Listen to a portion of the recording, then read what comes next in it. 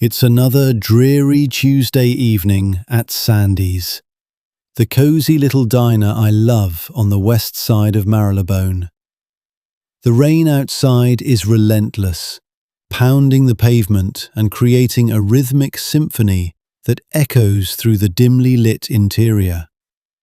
Inside, the regulars chat softly, their voices blending with the soft hum of the overhead lights and the occasional clink of cutlery.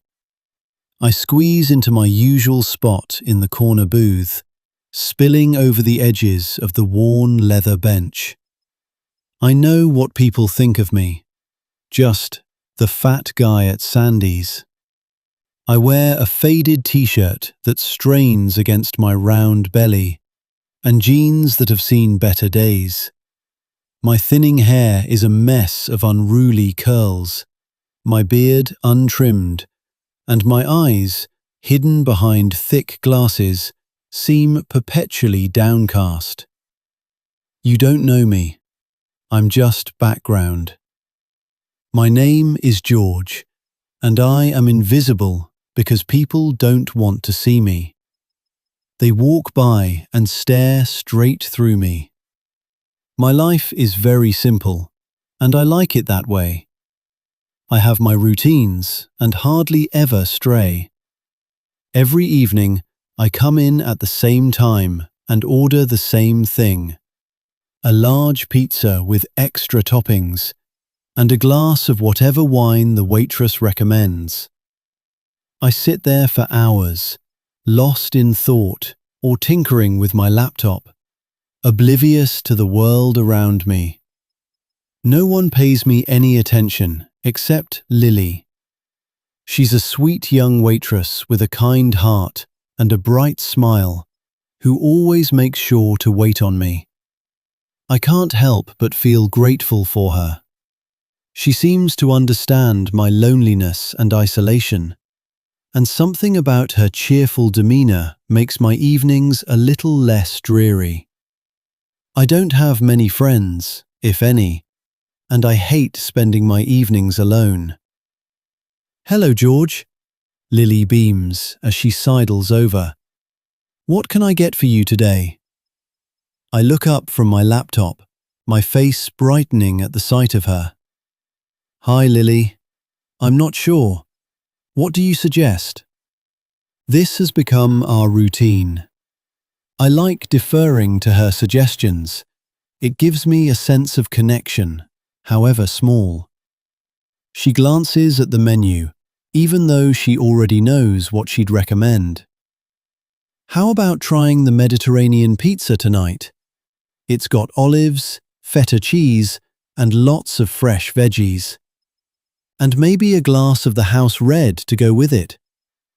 I nod, a small smile playing on my lips. "That sounds good. I'd like that. And make it the large, with extra toppings." Lily smiles. "Of course." She jots down the order and heads back to the kitchen.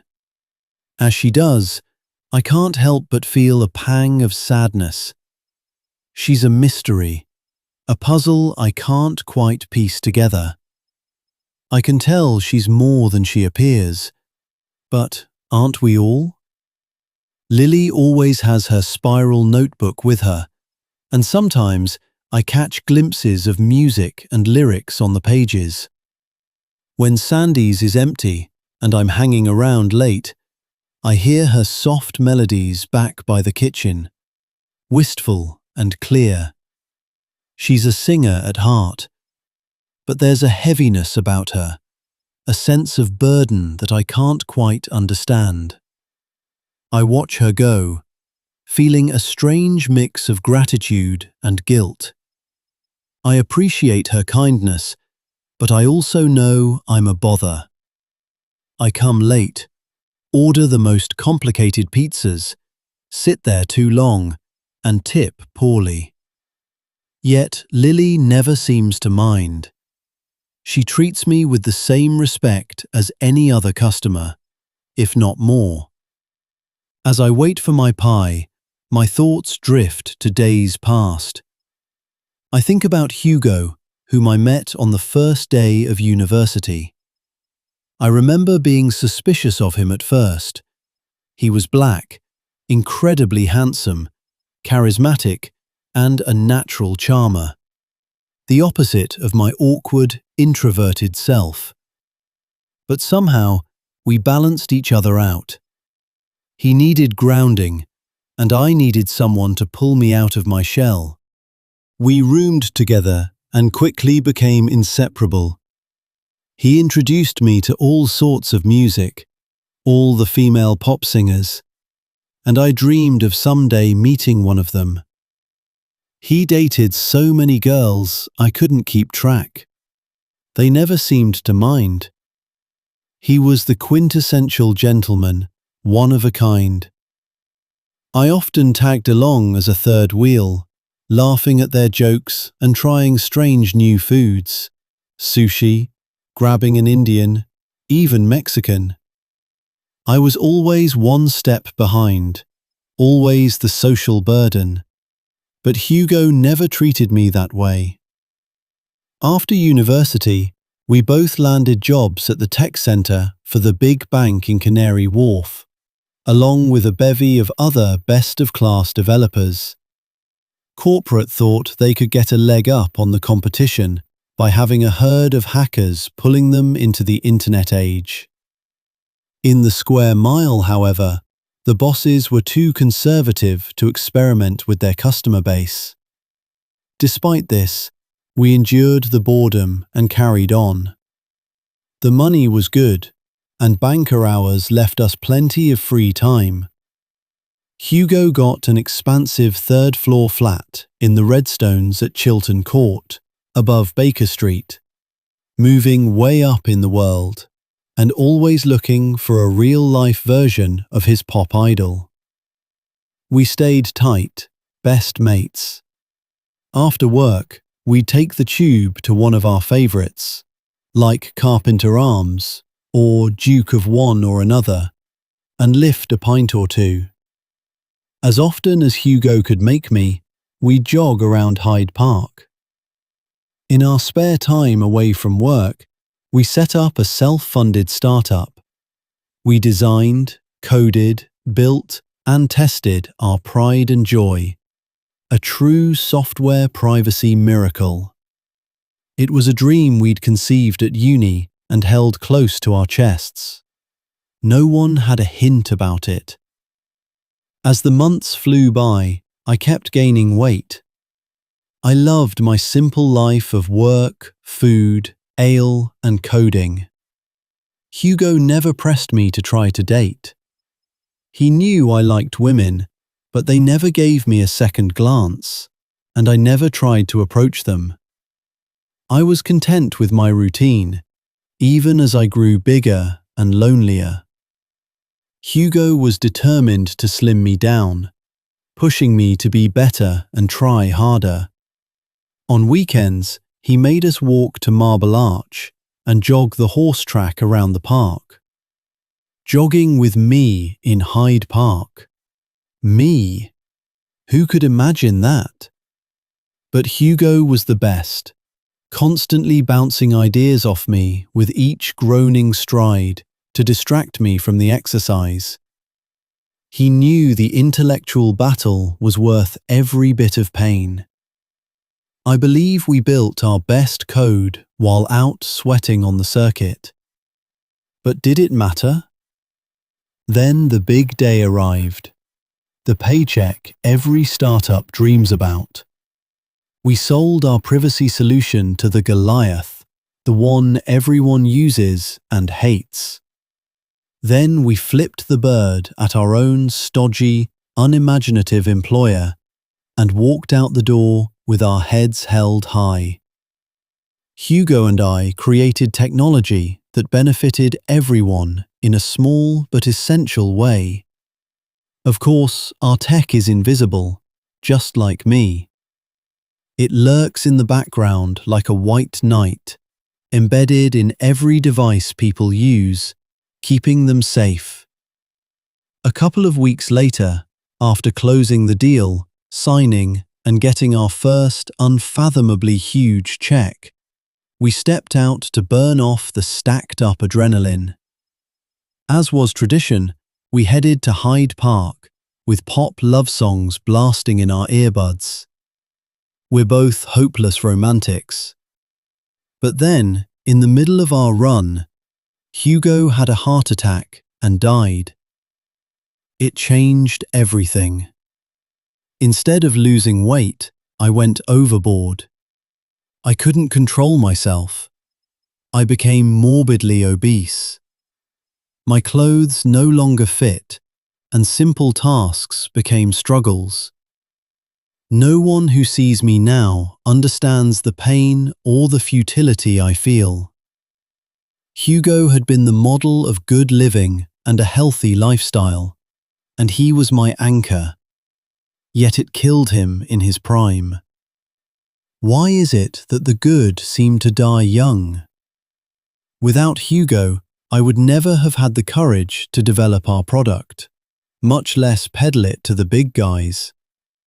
His selfless generosity and spirit brought the best out of me, and I never got the chance to return his kindness. The years dragged by, quiet and lonely. I found a comfortable Muse studio right around the corner from Sandy's, with an ancient bath that hadn't been updated since World War II. The toilet flushes once in a while. It's immaculate. No match for my unkempt hair, wrinkled jeans and t-shirts. But nobody had ever been there to see it. And best of all, the courtyard sports a friendly, long-haired dachshund named Humphrey. Humphrey's keepers let him have free rein in the courtyard, and he never wanders out to the street. Whenever I come and go, he's there.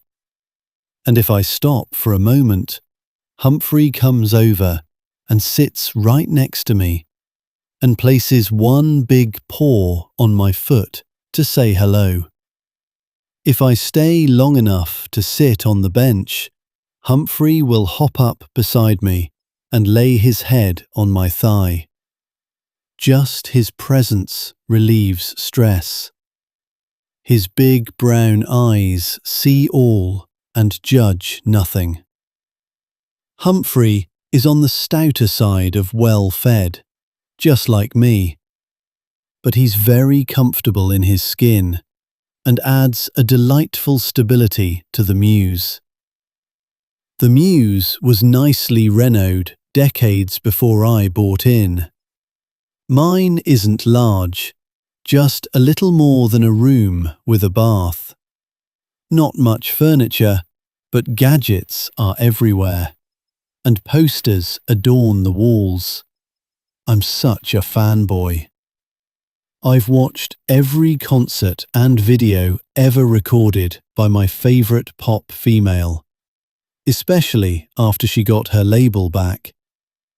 If anyone deserves to be a billionaire from their music, it's her. She's the purest angel ever to record people's emotions, all too well. I revere her as much as Hugo did, but I don't think about it quite the same way. I know I'm too fat, and the last time a girl looked at me as a human was before I reached puberty, 20 stone ago. Someday, I want to see one of her concerts in person and hear her stories about the power of friendship. Maybe I can even tell her how Hugo felt. I know I'm not socially acceptable. If it weren't for online shopping for gadgets, delivery of my food and staples, and hobbling out for occasional pizza, I'd likely have little human contact. The checks flow in, but I have no one and nothing to spend them on. The sound of Lily's voice brings me back to the present. "Here's your pizza, George. Enjoy." I look forward to my interactions with Lily. When Sandy's isn't too busy, sometimes Lily would slip into the booth for a few minutes and chat. I learned she was a singer at heart, performing at small gigs whenever possible. Her passion for music reminded me of Hugo and his endless playlists. I look up and smile at her. "Thanks, Lily. You're the best." She laughs softly. "Just doing my job. Let me know if you need anything else." As she walks away, I take a bite of my pizza, savoring the flavors. The world outside fades away momentarily, and I feel a tiny flicker of happiness. It's not much, but it's something. And in my world, something is better than nothing. I leave a few quid on the table as I finish my meal. I know how hard Lily works. That tip isn't enough to make a difference in her effort. But she always smiles and doesn't seem to care. She knows I don't have a clue. I'm never rude to her, never in a hurry, and always order exactly what she suggests, even though she knows I won't say I like the aubergine. She probably figures I'm on the dole and can't afford more. Then, one night, I'm there particularly late and they're closing. I apologize, and Lily asks the cook to make me a special pizza anyway. They've locked up and shut off the lights by the time I finish. It's pouring torrentially, even heavy for London. My muse is just a short hobble around the corner, but as I step outside, I see Lily shivering under the awning. I shuffle near her and ask how far she has to go. I had never pried into her personal life, so I'd never learned much about her. She tells me she lives in Ruislip, miles out on the Chiltern, and missed the last train because she waited on me. I feel a pang of guilt and awkwardly offer to hail her a cab. She thanks me, but says she couldn't afford it and would find a way, a bus or something. Determined to help, I awkwardly step into the rainy street, nearly getting run down, but manage to flag a black. I hand the driver a thick, folded wad of tenors and ask him to take her straight to Ruislip Manor. Lily stares, mouth open. I tug open the back door and urge her to escape the downpour. She thanks me incredulously and disappears into the dark. I don't go back for pizza for weeks. When I finally feel the courage to return to Sandy's, my usual corner booth seems strangely inviting, yet intimidating. The thought of facing Lily after that night makes my stomach churn. I hope she won't bring it up. As I settle into my seat, I notice the familiar routine unfolding around me. Regulars chat, the hum of the overhead lights fills the space, and the rain, as always, drums against the windows. I open my laptop, pretending to be engrossed in some code, but my mind is elsewhere, chewing on the unexpected email I'd just received. "Hi, George." Lily smiles and waves. "It's been a while. What can I get for you today?"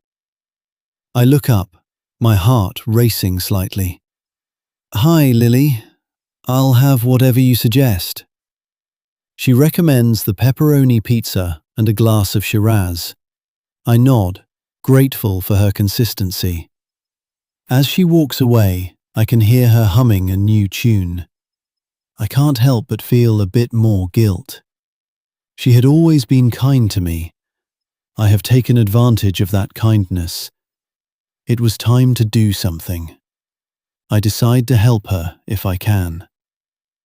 One of the side benefits of the software product Hugo and I spawned saves the bacon for a few celebrities, helping them control and recover their privacy and identity. With a few emails and texts, I managed to connect through friends of friends and coordinate a high-end audition for Lily. But I insist that my involvement remain anonymous. My mind wanders as I wait for dinner and think about the odd email. It slipped through my meticulously crafted firewall, bypassing my most stringent filters.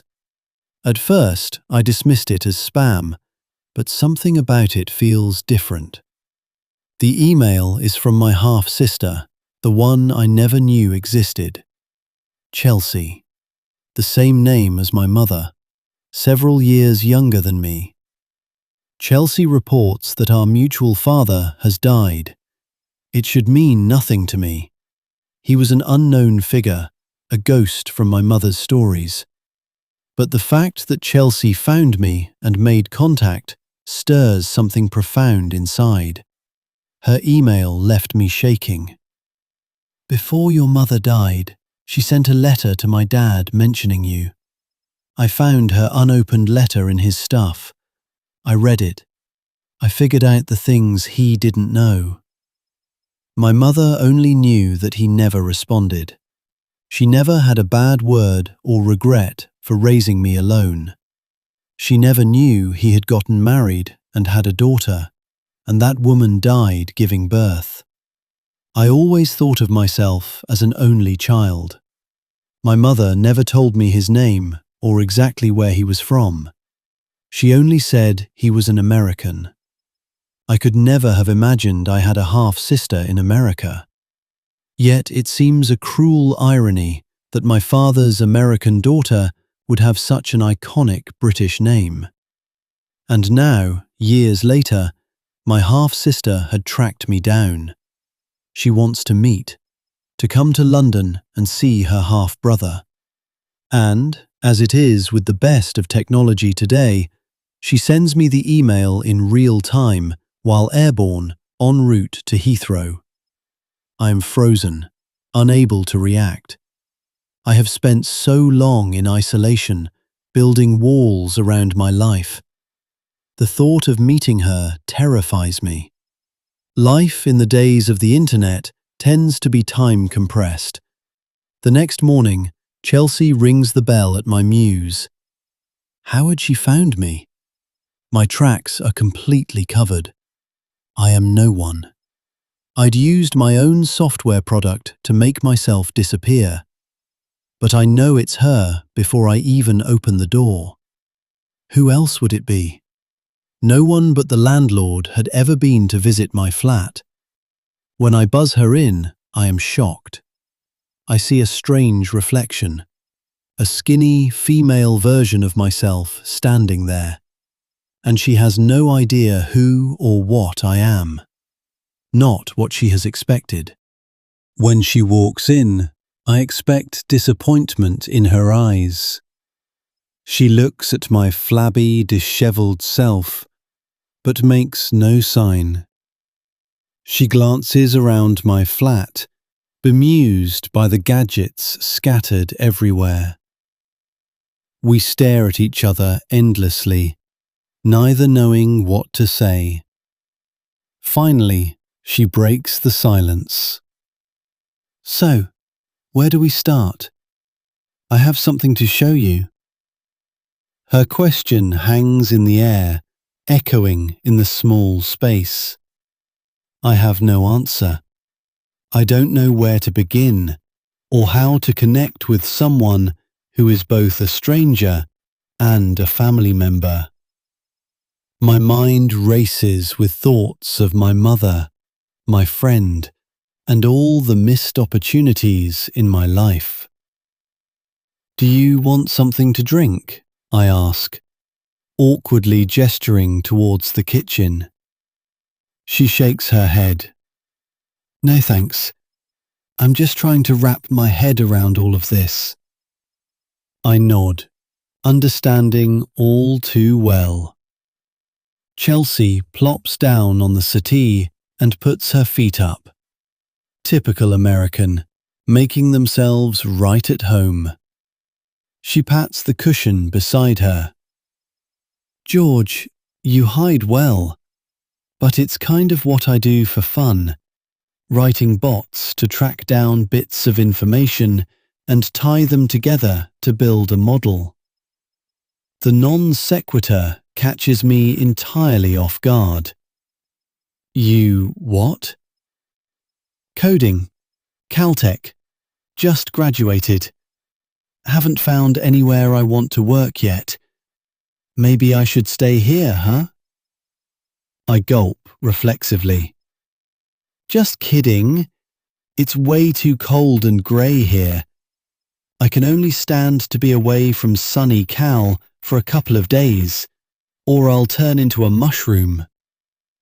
I relax and let out a deep breath. This is not what I expected.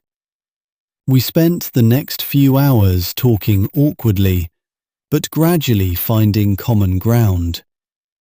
She told me about her life in Los Angeles, her struggles, and how she stumbled upon our father's old letters.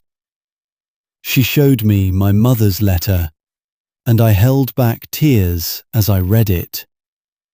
She also showed me a photo of her and our father at her college graduation. At least he had lived to see it. He seemed like a humble man, not remarkable, just nice. You would have liked him. He always insisted I could be whatever I wanted and never pushed me. That's probably why I tried so hard to be the best. I nod, unsure what to say. I share bits and pieces of my life, carefully avoiding the more painful details. Even though she's deep into development, she never mentions knowing anything about what Hugo and I built, or the money we had made. A part of me is wary, wondering if she's there asking for a handout. But Chelsea has no illusions about me and sees only what is in front of her. That is fine by me. I'd rather she like me as I am or not at all. Chelsea keeps her word and only stays in London for a few days. She had a room in Mayfair, a short walk away.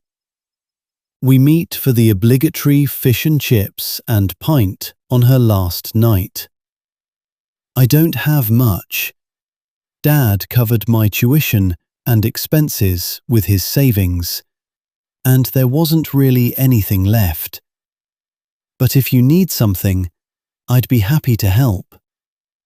I look across the table and answer slowly. I'm fine, but thanks. Maybe I can come to see your sunny California someday. Yes, I'd like that. She smiles and winks. And I can show off a few of my coding tricks once I get a job. As she leaves, I feel a strange sense of relief. I have let someone into my world for the first time in years, even if just a little. It's a small step, but it feels significant. Lily pauses when she brings my pizza and wine the next night at Sandy's. She looks at me with a curious expression, as if sensing my change. Is everything okay, George? She asks softly, her hand gently resting on my shoulder. I nod, smiling slightly. Yeah, I think it will be. Yes, it is okay for me. Having made it through the spontaneous visit from Chelsea, my unknown sister, is a significant relief. But more importantly, I have put things in motion for Lily. I know things are afoot and will be much better soon. As I bite the pizza, savoring the familiar flavors, I feel a tiny flicker of hope. It isn't much, but it's something. And in my world, something is better than nothing. After Chelsea's visit, weeks turn into months. Life carries on, but something had shifted inside me. I continue my routine visits to Sandy's, sitting in my usual corner booth. But there's a subtle difference in how I perceive my surroundings. The rain still drums against the windows, and the regulars still chat softly. But I feel less invisible, more connected to the world around me. After digging, I discover that my half-sister is a better developer than I am. I find Chelsea's posts and gists, demo code, and videos. Maybe it's in the genes. She's a hacker on her own, but hadn't made much money at it. Her skills impress me, and I can't help but feel a strange sense of pride at being her half-brother. There's something I can do to help. I make a few trips to my bank branch with my solicitor and set up a blind-funded coders haven near her alma mater in Pasadena. Through the magic of surrogates and proxies, the new startup recruits my half-sister as the tech lead. I know it will succeed. It provides her with opportunities she's never had before. She will thrive in that environment, her natural talent shining through. It's in the blood. But she will never know. I cover my tracks well, and that's as it should be. One evening at Sandy's, Lily approaches my table with a curious smile. "Hey, George. It's been a while since we've had a real conversation. How are you doing?" I look up from my laptop, surprised by her directness. "I'm doing okay, Lily. Thanks for asking. How about you?" She shrugs, her smile widening. Same old, same old. You know how it is." There's an excited sparkle in her eyes. She can hardly hold back, bubbling over. "George, guess what? I got a spot to do a pre-show on her tour. Can you believe it?" My heart skips a beat. "That's incredible, Lily. I'm so happy for you." I used my connections to get her an audition with a talent scout. To my delight, she was discovered and started to gain some recognition. She never knew I had a hand in it, and I wanted it to stay that way.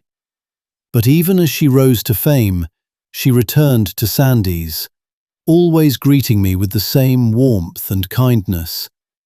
She beams, her excitement contagious. "And there's more. I got you a backstage pass to meet both of them. Your favorites. I know how much you love them." I am stunned. "Lily, I don't know what to say. Thank you. This means the world to me." As the concert day approaches, I feel nervous and excited.